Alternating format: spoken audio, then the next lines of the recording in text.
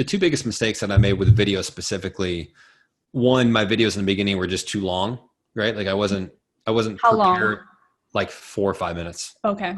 So for LinkedIn, for YouTube, it's a search based, Hmm. platform. So people searching searchable content and they consume it for 20, 30 an hour. It might make sense.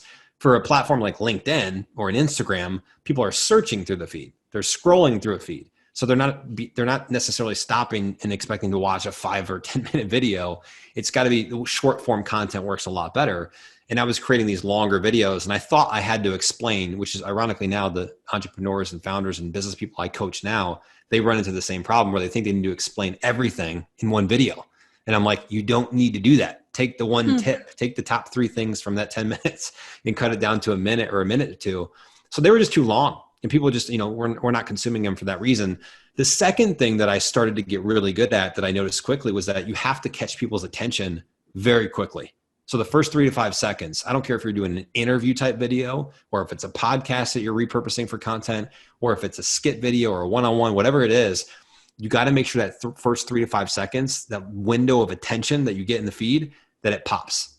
So if you're doing an interview, a minute, 2 minute long, let's say, take the most engaging part of that interview and you clip that part, that 3 to 5 seconds, and you drop that at the beginning of the interview. That's just one example of how to do it. Hmm. Or you have a really engaging hook in the first 3 to 5 seconds where you say something that based on your target audience that it's going to get them to want to say, okay, I got to see how this ends, or I got to see where he's going with this or she's going with this because this is really interesting to me.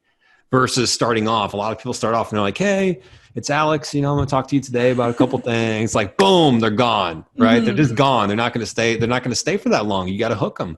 Their time is money. Their attention, is one of the greatest assets that we have. Our time is everything. And so for somebody to give you their time, you have to earn it.